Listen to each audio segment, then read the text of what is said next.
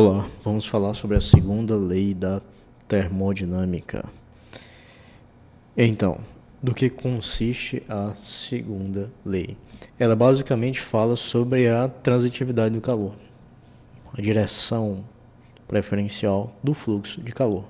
O calor flui espontaneamente do mais quente para o mais frio. Basicamente é isso, de forma geral, é isso que diz a segunda lei. Agora, ela pode ser anunciada de várias formas, e essa compreensão dessas diferentes formas pode levar a diferentes percepções do resultado desse enunciado. Vamos lá. Então, temos dois enunciados principais, o de Clausius e o de Kelvin, e um terceiro enunciado que não recebe um nome especial, mas, como eu disse, todos os três enunciados, embora ditos de formas diferentes, eles contêm exatamente a mesma informação, que é aquilo que eu falei anteriormente, o fluxo, a direção preferencial do fluxo calor, do mais quente para o mais frio. Por que eu chamo preferencial? Porque eu não digo logo que é a direção que flui o calor, né? Porque em termos de estocásticos, quando a gente estuda a teoria cinética dos gases, a priori é possível sim, por flutuações térmicas, uma parte do calor fluir do mais frio para o mais quente. Só que isso tem uma probabilidade tão menor de ocorrer em relação ao contrário, que é do mais quente para o mais frio, que macroscopicamente a gente observa apenas essa direção, do mais quente para o mais frio. Então, o que diz, por exemplo, o enunciado de Clausius? O calor é transferido de forma espontânea do corpo de maior temperatura para o corpo de menor temperatura. Foi o que eu acabei de falar. Não é natural ocorrer o processo inverso. Para tanto, é necessário realizar um trabalho sobre o sistema.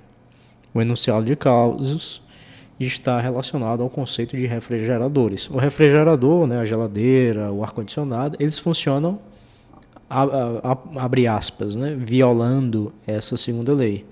Mas por que parece violar, mas quando na verdade não viola? Porque está sendo gasto uma energia extra, está sendo realizado o trabalho sobre o sistema. A geladeira retira calor da fonte quente, sei lá, o litro de água que você colocou na temperatura ambiente, ela vai retirar calor daquele litro de água e vai jogar para o meio externo, através da serpentina na geladeira, dependendo da geladeira que você usa. Ela vai jogar calor para fora do sistema. Como? Realizando trabalho, gastando energia elétrica no processo. E o enunciado de Kelvin, o que diz o enunciado de Kelvin? Não existe um processo termodinâmico cujo único efeito seja extrair calor de uma fonte quente e transformá-lo em trabalho. Se isso aqui fosse possível, nós estaríamos com todos os problemas energéticos do mundo resolvidos.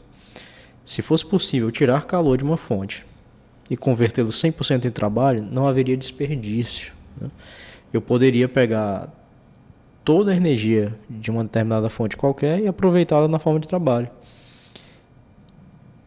Quando, na verdade, o que acontece é que a maior parte da energia é dissipada. Nós vamos estudar a respeito do rendimento das máquinas térmicas em mais alguns instantes. Observação. O enunciado de Kelvin está relacionado ao conceito de máquina térmica. Vamos lá. Temos uma fonte quente, que é aquela que fornece energia para o sistema. Por exemplo, num trem a vapor, que funciona a queima de carvão, por exemplo. Então, a queima do carvão é o que a gente está chamando de fonte quente. É ele que está fornecendo energia para o sistema funcionar. Num carro a gasolina, é a queima da gasolina dentro daqueles pistões que faz com que o pistão se movimente, realizando trabalho e, consequentemente, sendo aproveitado esse trabalho para mover as rodas do pneu do carro. Então, isso é a fonte quente, é a fonte da energia que alimenta o sistema, que permite que o sistema opere. A maneira como a gente aproveita essa energia é o trabalho. Botando o carro em movimento, botando o trem em movimento, fazendo com que uma máquina realize um determinado processo. Esse aproveitamento dessa energia da fonte quente é o que nós chamamos de trabalho. E o que sobra, que não é possível ser aproveitado, o que, por exemplo, aquece os pistões do motor do carro, ou o calor que é desperdiçado no desgaste das máquinas, nos atritos, enfim, em tudo mais, esse calor que não é aproveitado a gente chama de calor da fonte fria, que é o que vai ser enviado para a fonte fria, vai ser desperdiçado na fonte fria. E temos também o terceiro enunciado. Existe uma função S chamada entropia de parâmetros extensivos de qualquer sistema composto. Lembrando, o que são parâmetros extensivos? Né? Aqueles parâmetros que dependem da extensão da matéria. Volume, número de partículas, massa, por aí vai. Né? De qualquer sistema composto, ou seja, dois ou mais sistemas simples, definido para todos os estados de equilíbrio e cujos valores assumidos pelos parâmetros extensivos, na ausência de uma restrição interna, são aqueles que maximizam a entropia sobre uma variedade de estados de equilíbrio. Se é a primeira vez que você está lendo esse enunciado, muito provavelmente você não entendeu quase nada do que está aqui escrito. Mas o que importa, por enquanto, né? E depois nós vamos falar mais sobre a entropia. Essa função S, que eu vou já definir em termos conceituais, mas por enquanto pense apenas na parte matemática, a função S recebe como parâmetros extensivos. Pode ser o volume, pode ser o número de mols, o número de partículas, enfim. Vai receber algum tipo de parâmetro extensivo como dependente dela, né? E esses valores que esses parâmetros extensivos vão adquirir no equilíbrio vão ser tais que a entropia é máxima, ela maximiza, certo? Sobre essas variedades de estado de equilíbrio. Pois bem, esses três enunciados têm basicamente a mesma informação. Pode ser que não seja tão fácil enxergar como a entropia está relacionada a esses dois primeiros, mas eles são exatamente a mesma coisa. Então, para isso, vamos falar um pouquinho mais sobre a entropia. É muito comum um professor, quando está falando sobre entropia, principalmente a nível médio, afirmar que a entropia é algum tipo de desordem, algum tipo de bagunça. E, de fato, a gente pode compreendê-la dessa forma, porque, em geral, os sistemas com mais entropia realmente são mais caóticos, são mais bagunçados, são mais desordenados, né? Mas isso não é correto, é apenas uma forma de compreensão, mas não é conceitualmente correto. Aqui eu mostrei, eu peguei aqui no Canva, né, um exemplo de uma evolução de algum tipo de sistema. Por exemplo, você poderia considerar que o estado inicial aqui, com as moléculas, essas bolinhas amarelas representando alguma molécula, algum átomo, enfim, estão todas juntas, poderia ser o estado sólido.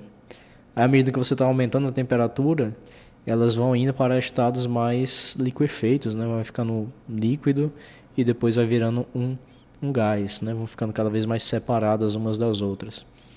Se nós compreendermos a entropia como uma forma de bagunça, de desordem, é de se imaginar que esse estado aqui está muito mais bagunçado do que esse. Imagine que essas bolinhas são, sei lá, alguns brinquedos jogados na sala, né? Obviamente, embora aqui também esteja um pouquinho bagunçado, mas só o fato de eles estarem juntos dá uma sensação de maior ordem do que quando eles estão completamente espalhados, né? Então, esse sistema aqui, ele tende a ter maior entropia do que esse. Mas, como eu falei, isso é apenas para efeito de entendimento. Na verdade, a entropia está relacionada ao número de estados acessíveis. Mas sobre isso isso é necessário um curso um pouco mais avançado, né? Nós estamos aqui num curso básico sobre termodinâmica. Então, apenas entenda que a entropia de fato está relacionada ao número de estados acessíveis. Então, por exemplo, se a gente continuar nessa metáfora entre aglomeração de átomos, os estados acessíveis para esses átomos no estado sólido são muito menores do que os estados quando eles estão na forma gasosa, né? Eles têm muito mais liberdade nesse estado aqui, tanto translacional, rotacional, enfim, tem muito mais liberdade do que no estado sólido. Então, nesse sentido, meio que se confunde esse conhecimento de número de estados e bagunça, desordem, que normalmente é associada à entropia. Mas entenda que não é 100% correto dizer que a entropia está relacionada com desordem, com bagunça, né? Ok? Tá. Então, vamos aprender algumas propriedades sobre essa função, a entropia. A entropia de um sistema composto é aditiva sobre os sistemas constituintes. Está aqui dois sistemas, S1 e S2. Em S2 nós temos uma entropia menor e em S1 uma entropia maior. Qual é a entropia dada pela soma dos dois sistemas? Se esses dois sistemas somados virassem um sistema só, qual seria a entropia? Ela é aditiva. Eu posso simplesmente somar a entropia de um mais a entropia de outro. Ok? Outra propriedade da entropia, a entropia de cada subsistema é uma função de parâmetros extensivos, como a gente falou, pode ser energia interna, volume, número de partículas, enfim. E a entropia de um sistema simples é uma função homogênea, isso aqui é muito importante, de primeira ordem dos parâmetros extensivos. O que eu quero dizer com uma função homogênea de primeira ordem? O que é uma função homogênea? Quando você pega aqui os parâmetros de que depende a função e multiplica por uma mesma constante, aqui eu estou multiplicando por lambda, todos eles, ó. Isso é exatamente a mesma coisa que multiplicar a função inteira por lambda, e não os seus parâmetros individuais. Eu não entendi nada. Matematicamente, talvez possa parecer um pouco estranho para quem está vendo essa noção de função homogênea pela primeira vez, de primeira ordem, né? Mas entenda o seguinte, está aqui um sistema S1. Um sistema S1 com uma determinada entropia qualquer. Eu vou pegar esse sistema e multiplicar ele por 4. Quando eu faço isso, o que eu fiz? Eu multipliquei o volume dele por 4, eu multipliquei o número de partículas dele por 4, eu multipliquei a energia interna dele por 4, multipliquei tudo que ele tinha por 4. O resultado disso, obedecendo o que a gente viu no slide anterior, né, da propriedade da aditividade, seria uma entropia dada por S1 mais S1 mais S1 mais S1, ou seja, 4S1. Então, aquela multiplicação que eu fiz em cada um dos parâmetros individuais resultou numa multiplicação do mesmo parâmetro pela entropia individual. É basicamente isso que a gente está dizendo. Esse de primeira ordem é porque esse lambda aqui, ó, que está do lado aqui de fora, está elevado a 1. Se fosse de segunda ordem, estaria elevado a 2, 3, enfim, dependendo da ordem, da homogeneidade. Mas a entropia é de primeira ordem. E bom, é graças aos processos irreversíveis e é graças à segunda lei que existem a irreversibilidade de alguns processos termodinâmicos. Vamos lá. O que eu quero dizer com processos irreversíveis? Alguns processos eles carregam algum tipo de esterese, algum tipo de como é que eu posso dizer? Algum tipo de memória do processo que eles passaram. Por exemplo, quando você pega um trigo, você pega um trigo qualquer e vai fazer um bolo, você não consegue fazer a volta. Você não consegue pegar o bolo e transformar ele de volta em trigo. Quando você frita um ovo, você não consegue desfritar o ovo e fazer com que ele volte a virar uma gema e uma clara separadas, né?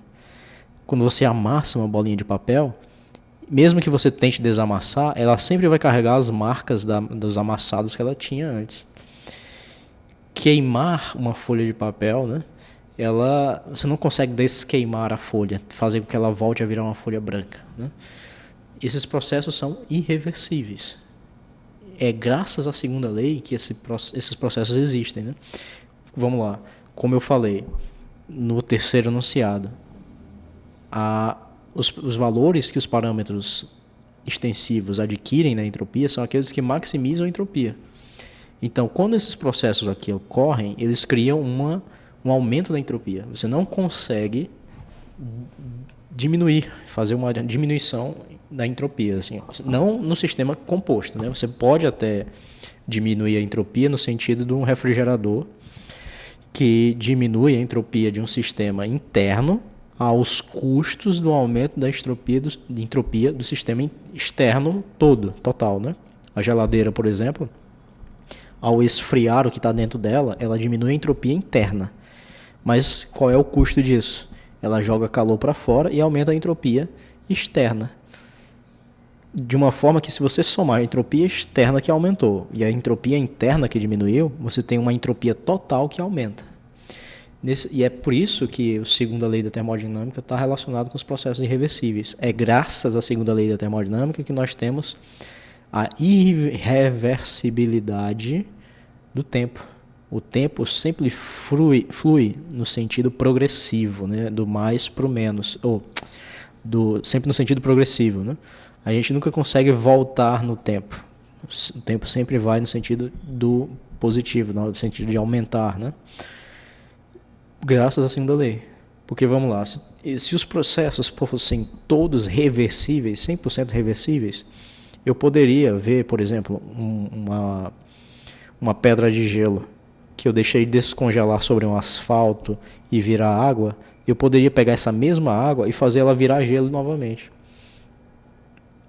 Isso não acontece espontaneamente, né, sem um gasto de energia. E é justamente por isso que nós temos essa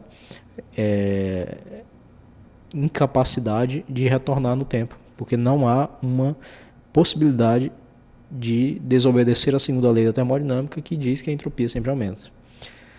No próximo vídeo a gente vai continuar falando sobre termodinâmica, onde eu vou trazer aqui uma simulação que talvez ajude a deixar esse último ponto sobre a irreversibilidade de alguns processos termodinâmicos um pouquinho mais fácil de compreender.